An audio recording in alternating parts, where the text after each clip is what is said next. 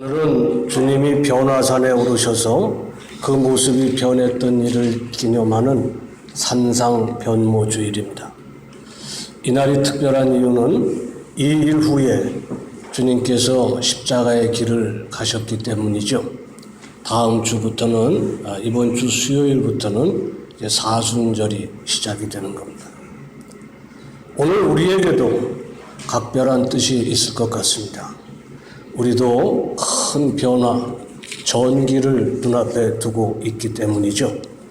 아무쪼록 주님이 주시고자 하는 말씀의 뜻을 살펴서 아는 은혜가 있으시기를 기원합니다.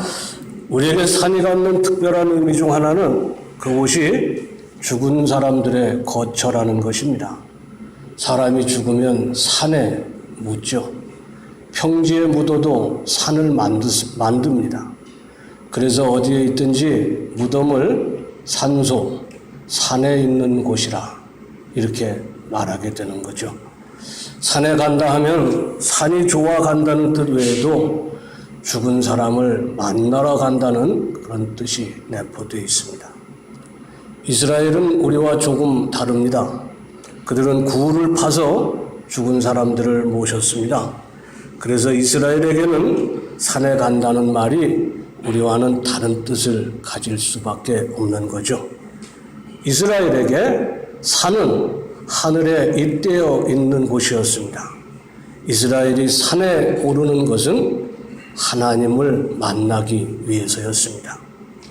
내가 산을 향하여 눈을 들리라. 나의 도움이 어디서 올까? 나의 도움은 천지를 지으신 여호와에게서로다. 하늘을 보듯 그렇게 산을 바라본 거죠. 하나님은 당신의 특별한 뜻과 은총을 나타내시기 위해서 산에 임재하시는 경우가 많았습니다. 모리아 산에서 아브라함에게 복을 주셨죠. 훗날 이스라엘은 거기에 성전을 짓고 하나님을 만나는 곳으로 삼았습니다. 하나님은 호렙산에서 모세를 부르셔서 하나님의 백성을 해방시키라는 사명을 주셨습니다. 다시 그 산, 신의 산이라고도 불리우는 곳에서 모세를 다시 만나 율법을 주셨습니다.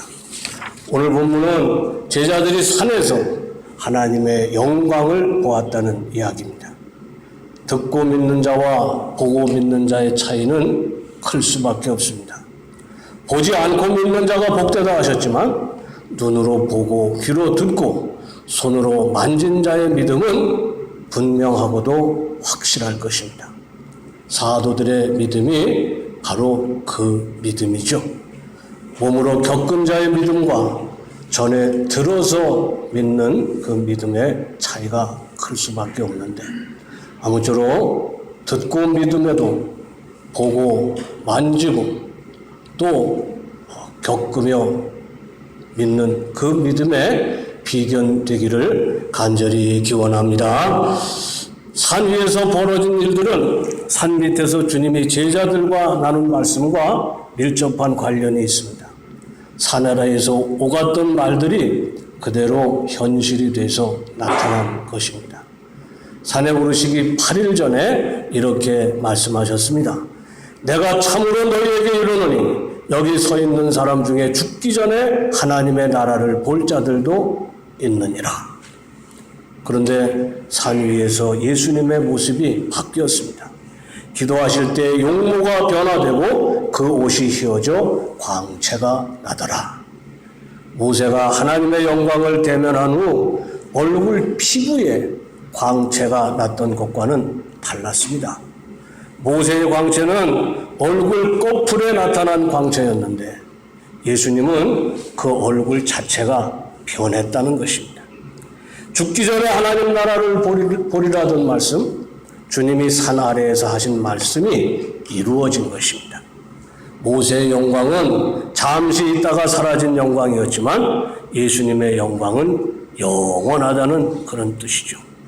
믿는 자들의 소망은 바로 그 영광의 자리에 예수님과 함께 있는 것입니다. 오늘 성서 일과 중에 고린도 후서에 바울이 이렇게 말했습니다. 우리가 다 수건을 벗은 얼굴로 거울을 보는 것 같이 주의 영광을 보며 그와 같은 형상으로 변화하여 영광에서 영광에 이르니 곧 주의 영으로 말미암음이니라. 이 영광은 우리가 하나님 앞에 설 때에 보게 될 영광이죠. 주님이 재림하시기 전이라면 우리가 죽어서야 이루어지는 그런 영광입니다. 그러나 주님이 말씀하셨어요. 여기 서 있는 사람 가운데 죽기 전에 하나님의 나라를 볼 자도 있느니라. 그로부터 8일 후에 그 일이 이루어진 것입니다. 성도 여러분, 죽기 전에 하나님 나라를 보는 영광이 있으시기를 기원합니다. 살아서 하나님 나라에 사는 은혜가 있으시기를 바라요. 그것이 우리가 세상을 이기는 힘이 될 것입니다. 산 위에 주님과 함께 있던 사람들도 특별했습니다. 엘리야는 살아서 회리바람을 타고 하늘로 올라간 사람입니다.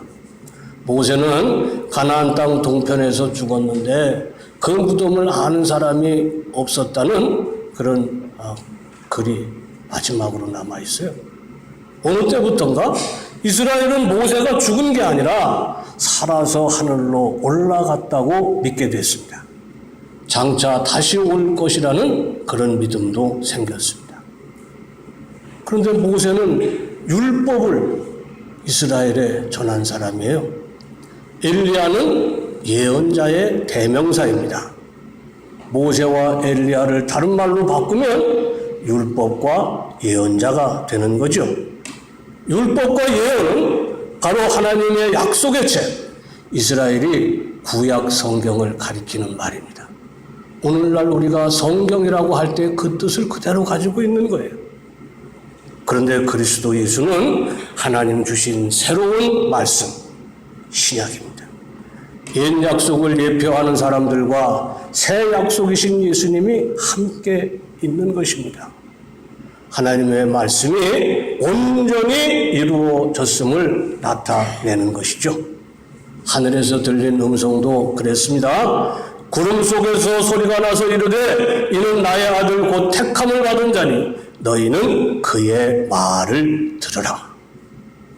주님은 엘리야나 모세와는 견줄 수가 없는 사람입니다. 모세와 엘리야는 전하는 사람이었지만 예수님은 직접 말하는 분이셨다는 그런 뜻이에요. 살아계신 하나님의 아들이었습니다. 모세나 엘리야 같은 심부름꾼 종이 아니었다는 거죠. 이스라엘의 오랜 기대와 소망인 하나님의 약속을 온전히 이룰 아들, 곧 그 집의 주인인 것입니다. 주님은 하나님의 모든 약속의 말씀을 그대로 성취하시는 분입니다. 주님은 우리의 고백을 헛되게 하시는 분이 아닙니다.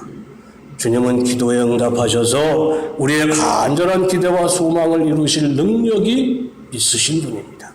아들, 주인이기 때문에 그런 거죠.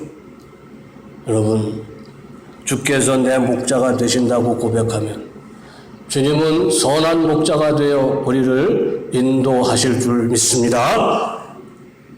주는 나를 대신하여 싸우시는 분이라고 고백하면 주님이 우리를 대신해서 싸워 이기게 하실 것입니다. 주는 나를 구원하실 분이라고 고백하면 주님은 우리의 죄를 사해 주시고 구원해 주실 것입니다.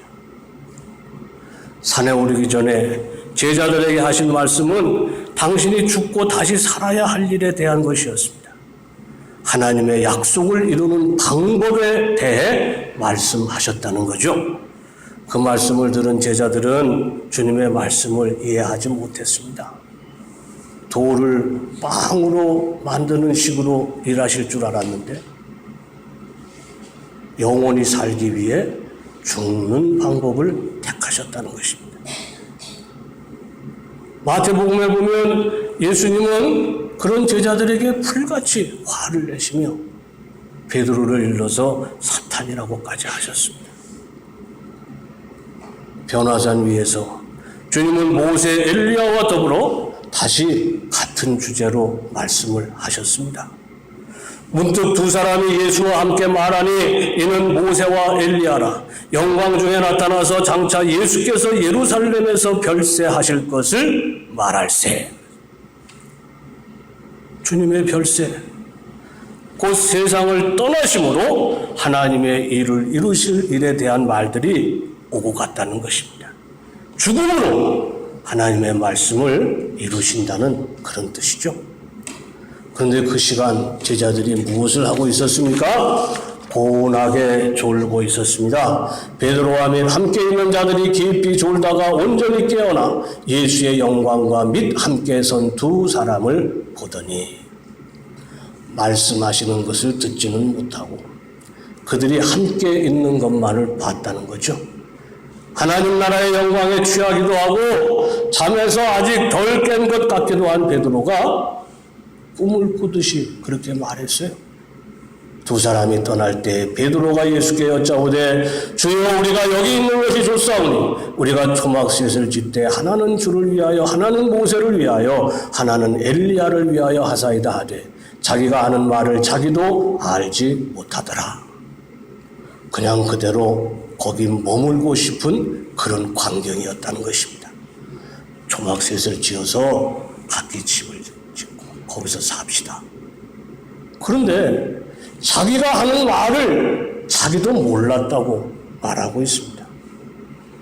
그렇죠? 몰랐다는 것이 맞는 말입니다. 무슨 말을 하는지 어떻게 그렇게 되는지 이게 무슨 뜻인지 도무지 알지를 못하고 있었어요.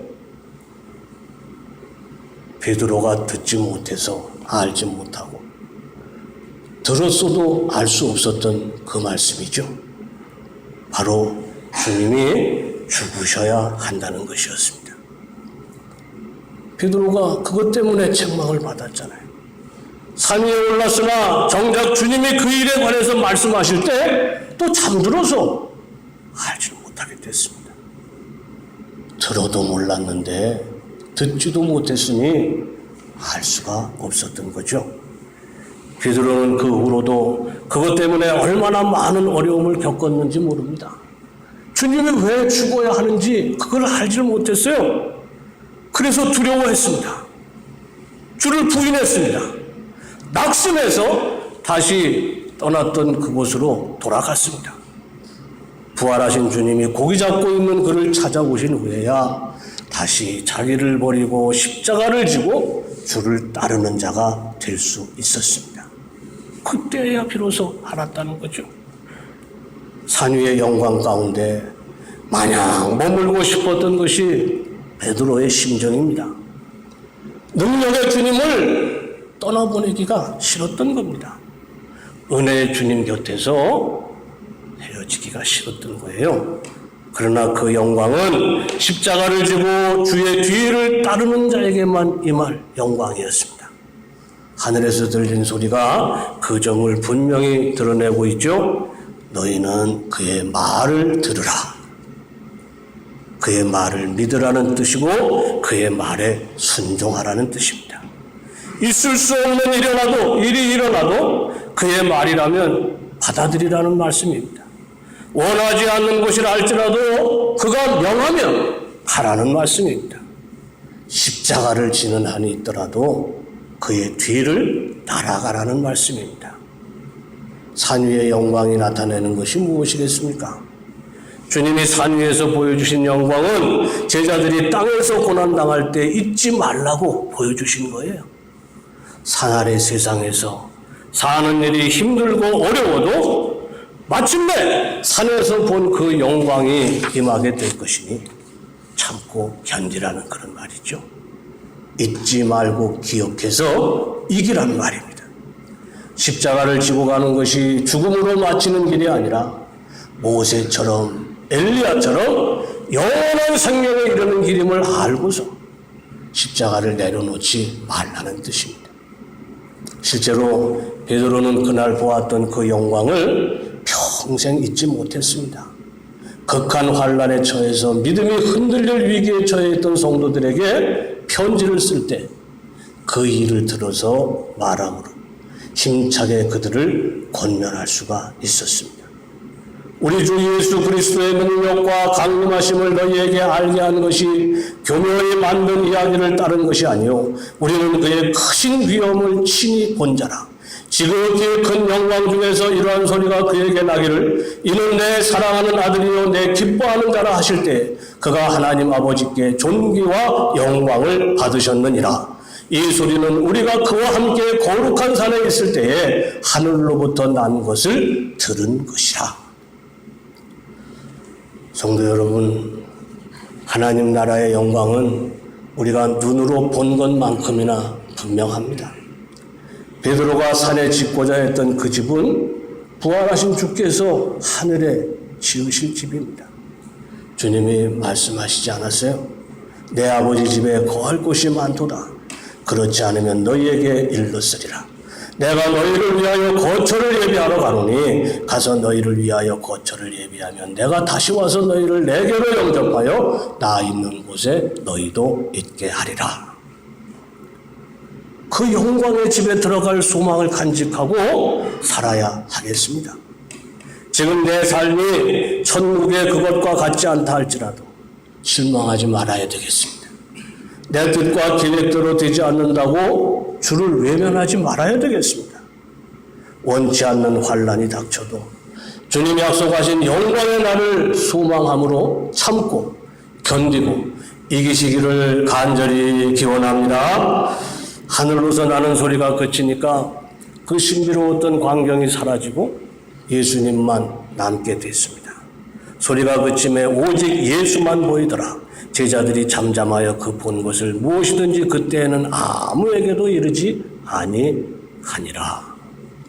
제자들은 그 일에 대해서 입을 열지 않았다고 했습니다.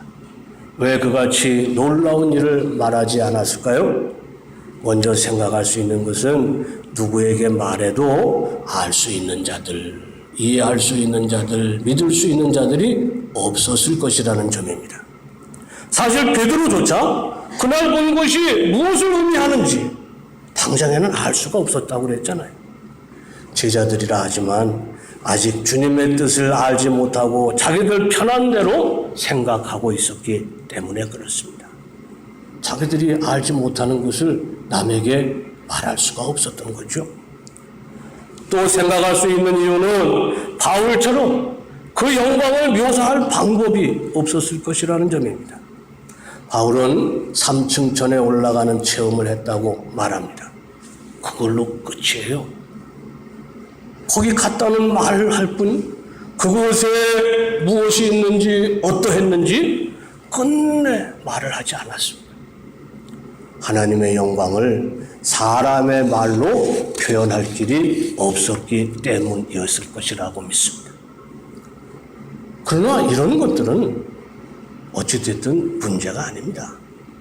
정작 중요한 것은 이 말이죠. 오직 예수만 보이시더라. 그렇습니다. 오직 예수님이십니다.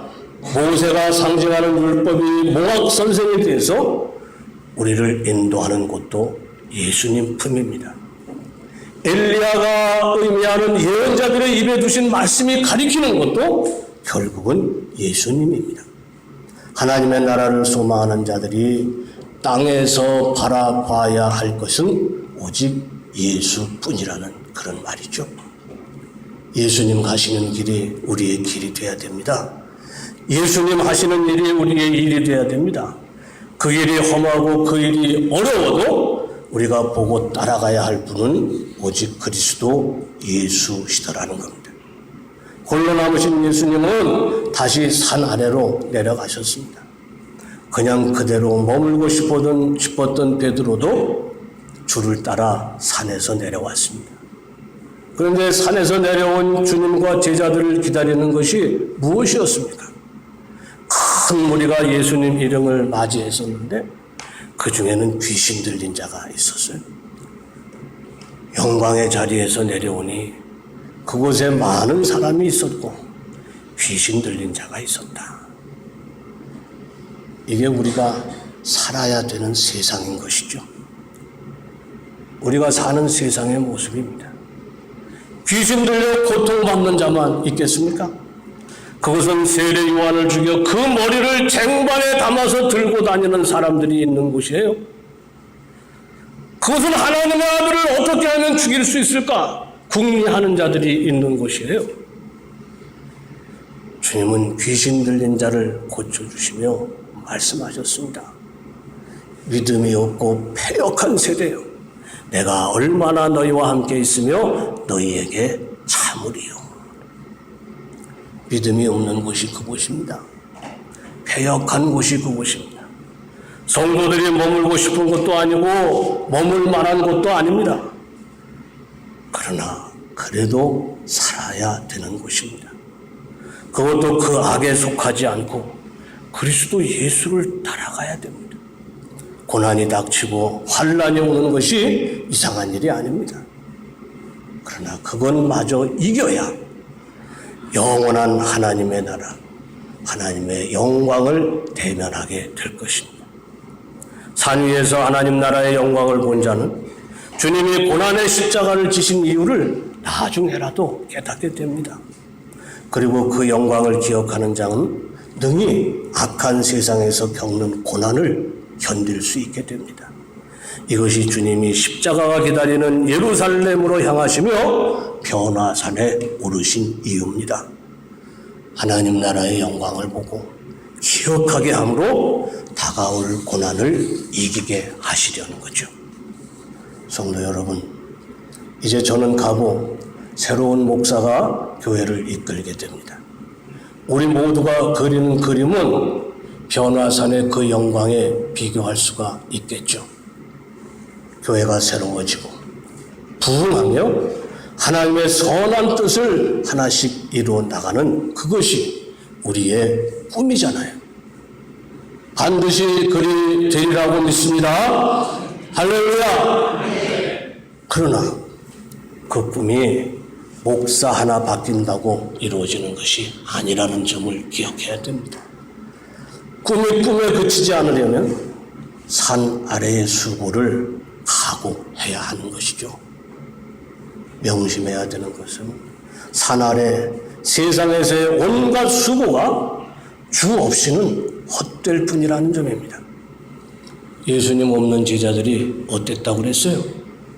당신의 제자들에게 내쫓아 주기를 구하였으나 그들이 능히 못하더이다. 못했대요. 무엇이 문제입니까? 주님이 말씀하셨습니다. 믿음이 없고, 믿음이 없어서 그래요. 믿음이 없고 패역한 세대요. 내가 얼마나 너희와 함께 있으면 너희에게 참으리요. 네 아들을 이리로 데리고 오라 하시니. 주님과 함께 하지 못했기 때문에 그래요. 우리 믿음은 내가 주님과 함께라는 그 믿음입니다. 귀신과 싸워야 됩니다. 패역한 세력에 맞서야 됩니다.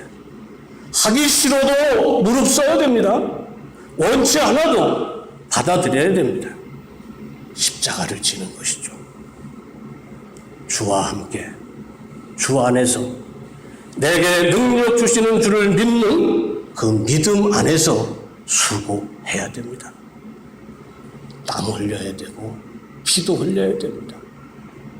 주님이 함께 하시면 반드시 우리의 꿈이 이루어지게 될 줄로 믿습니다. 바울이 말해요. 나는 이제 너희를 위하여 받는 괴로움을 기뻐하고 그리스도의 남은 고난을 그의 몸된 교회를 위하여 내 육체에 채우노라.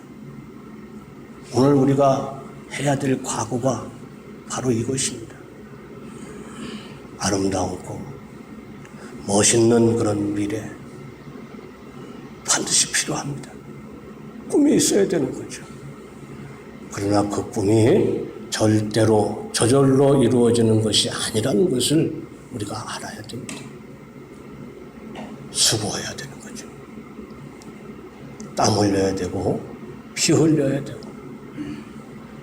이를 빼는 그런 고민이 있어야 되는 것입니다. 그 과정에 시험이 없겠습니까? 환난인들 없겠습니까? 반드시 여러 가지 시험과 환난이 우리를 기다리고 있을 것입니다. 그러나 베드로가 산 위에서의 영광을 기억하고 참았듯이 우리가 그리는 꿈을 위하여 참고 견뎌야 됩니다. 그렇게 산 베드로가 말해요. 사랑하는 자들아, 너희를 연단하려고 오는 불시험을 이상한 일 당하는 것 같이 이상히 여기지 말고 오히려 너희가 그리스도의 고난에 참여하는 것으로 즐거워하라. 이는 그의 영광을 나타내실 때 너희로 즐거워하고 기뻐하게 하려 함이라. 주님을 따르는 자들은 주님이 십자가를 거쳐서 부활의 영광에 이르렀다는 그 사실을 잊지 말고 땅에서 주와 더불어 주와 함께 수고하는 자가 되어야 합니다. 우리 공덕교회 성도들이 반드시 믿음 가운데 수고해서 아름다운 꿈, 하나님의 영광이 드러나는 그 아름다운 일을 이루어내시기를 간절히 축원합니다. 아버지 감사합니다. 변화산의 그 아름다움이 베드로를 추동했습니다. 실망하지 않고 아버지 굴복하지 않고 우리 주님을 따라갔습니다. 이제 우리가 그리는 꿈이 있습니다. 아버지 막연하고 알지 못할 꿈이지만은 아름다운 꿈입니다. 이 꿈을 이루기 위해서 우리도 아버지 그 영광 그 아름다움을 기억하는 가운데 모든 것을 견디며 참고 수고하게 하여 주옵소서. 주님과 함께 수고해서 주님의 도우심으로 마침내 이루어내게 하여 주옵소서. 예수님 이름으로 기도하옵나이다. 아멘.